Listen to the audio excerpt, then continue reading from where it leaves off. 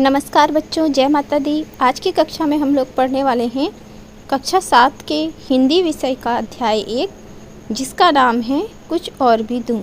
यह एक कविता है जो कि वीर रस से ओतप्रोत और देशभक्ति के भावों से भरी हुई है।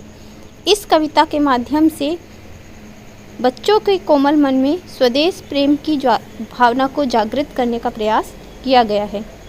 ठीक है, यहाँ बॉक्स में कविता के अंदर दिए गए उद्देश्यों के बारे में दिया हुआ है।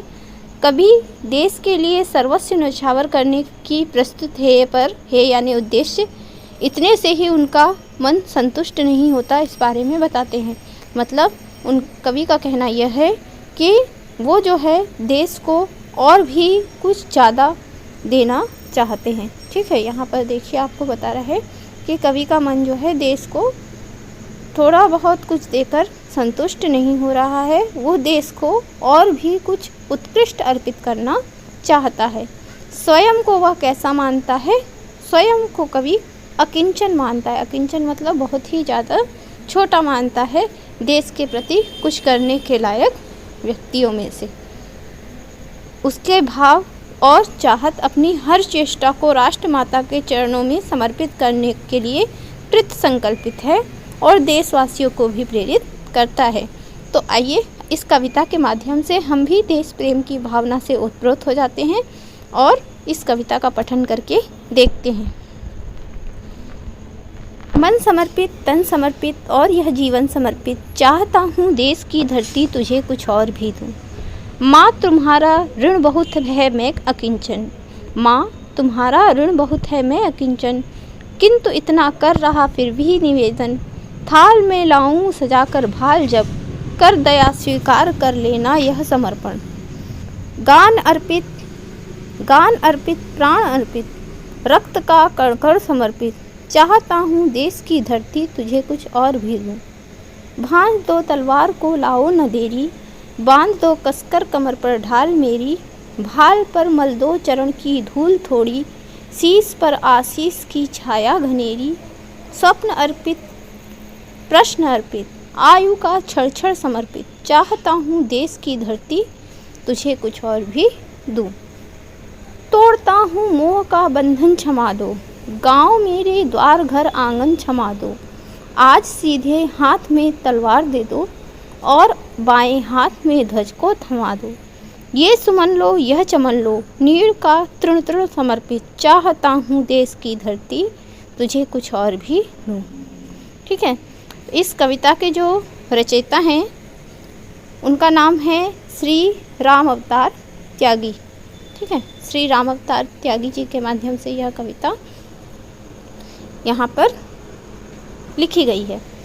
और अब चलिए कविता के जो बिंदु हैं उनका हम थोड़ा सा विश्लेषण कर लेते हैं। सबसे पहले देखते हैं प्रथम पद, मन समर्पित, तन समर्पित और यह जीवन समर्पित, चाहता हूँ देश की धरती तुझे कुछ और भी दूँ।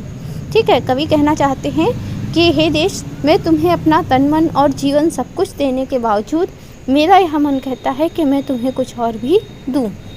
माँ तुम्हारा ऋण बहुत है मैं अकिंचन, किंतु इतना कर रहा फिर भी निवेदन, थाल में लाऊं सजाकर भाल जब, कर दया स्वीकार कर लेना यह समर्पण। गान अर्पित, प्राण अर्पित, रक्त का कण समर्पित, चाहता हूँ देश की धरती तुझे कुछ और भी दूँ। ठीक है, तो यहाँ पर कवि कहना चाहता है कि माँ तुम्हारा ऋण बहुत है मैं अकिंचन, है ना।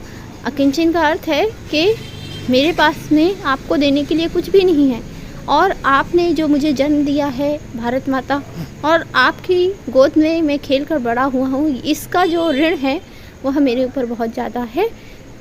मैं आपको कुछ दे सकूँ इस लायक मैं नहीं हूँ, फिर भी निवेदन करता हूँ कि जब भी भारत माता के चरणों में अपने प्राण देने की, भाल यानी मस्तक देना अर्थात प्राण देना, है ना, तो अपने भारत माता के चरणों में अपने प्राण देने की नौबत आएगी तो मैं यह अवश्य करूँगा। और आपसे यह निवेदन है कि आप मेरे प्राणों को, मेरे रक्त के कण कण को अवश्य ही स्वीकार कर लीजिएगा। अगला पद देखते हैं। भांज दो तलवार को लाओ न देरी, बांध दो कसकर कमर पर ढाल मेरी, भाल पर मल दो चरण की धूल थोड़ी, शीश पर आशीष की छाया घनेरी, स्वप्न अर्पित प्रश्न अर्पित आयु का क्षण क्षण समर्पित, चाहता हूँ देश की धरती तुझे कुछ और भी। क्या बोलना चाहते हैं?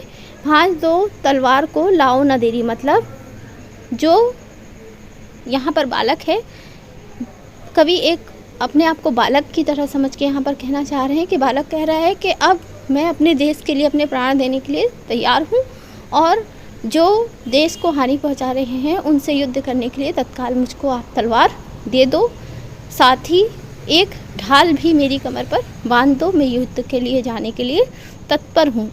भाल पर मल दो चरण की धूल थोड़ी, चरण की धूल का अर्थ यह है कि जो हमारे देश की मिट्टी है वह भारत माता की चरणों की धूल के समान है और उसको मैं अपने मस्तक पे मलकर अब जाना चाहता हूँ। शीश पर आशीष की छाया घनेरी, शीश पर आशीष की छाया घनेरी, किसके आशीष की छाया है? भारत माता के आशीष की छाया मेरे शीश पर है और कोई भी जो है मेरी चिंता न करे, मैं युद्ध पर जाने के लिए तत्पर हूँ। स्वप्न अर्पित प्रश्न अर्पित आयु का क्षण क्षण समर्पित, चाहता हूँ देश की धरती तुझे कुछ और भी दूँ। अब कवि कह रहे हैं कि मैंने अपना सब कुछ, अपने स्वप्न, अपने जो भी प्रश्न हैं जीवन के और अपने जीवन के एक एक क्षण को अब अपने देश को समर्पित कर दिया है, कोई मुझको न रोके। और हे देश की धरती, यह सब देने के बावजूद मेरा मन आपको कुछ और भी देने के लिए कर रहा है। आगे देखते हैं, तोड़ता हूँ मोह का बंधन क्षमा दो। अब जबकि सैनिक के रूप में वह बालक जाने के लिए तत्पर हो चुका है अपने देश से और गांव से, तो वह कहता है तोड़ता हूँ मोह का बंधन क्षमा दो, गांव मेरे द्वार घर आंगन क्षमा दो, आज सीधे हाथ में तलवार दे दो और बाएं हाथ में ध्वज को थमा दो। वह अपने सभी प्रियजनों से, अपने घर परिवार वालों से, अपने गांव वालों से कह रहा है कि अब मैं रुक नहीं सकता और अपने देश की रक्षा के लिए मुझको जाना ही होगा। मेरे एक हाथ में तलवार दे दो और दूसरे हाथ में मेरे देश के ध्वज को थमा दो और मुझको क्षमा कर दो, क्योंकि मैं आप सबके प्रेम को छोड़कर, मोह का बंधन है ना, मोह का बंधन मतलब सभी का प्रेम का जो बंधन है उसको छोड़कर यहाँ से जा रहा हूँ। ये सुमन लो यह चमन लो नीड़ का तृण तृण समर्पित, चाहता हूँ देश की धरती तुझे कुछ और भी दूँ। और हे भारत माता, हे देश की धरती, मैं अपने जीवन सुमन और जितने भी अपने स्वप्न रूपी चमन है यह सब कुछ लेके, और नीड़ यानी जहाँ पर वह कवि या सैनिक या बालक के रूप में जो यह कविता कह रहा है, वो कहता है कि मैं सब कुछ आपको समर्पित कर रहा हूँ। तृण तृण मतलब एक एक तिनका आपको समर्पित करता हुआ आ रहा हूँ आपके पास, फिर भी मेरा मन चाह रहा है कि आपको कुछ और भी दूँ। तो इस प्रकार से इस कविता में कवि ने भारत माता को एक सैनिक रूपी बालक के द्वारा अपना सब कुछ समर्पित करने के भाव को व्यक्त किया है। ठीक है, तो अगर यह कविता और इसका भावार्थ आपको अच्छा लगा हो तो हमारे कमेंट बॉक्स में कमेंट करके अवश्य बताइएगा, और ऐसा ही वीडियो अगर आप और चाहते हैं तो कमेंट बॉक्स में लिखकर बताइएगा, हम और वीडियो भी बनाएंगे। धन्यवाद।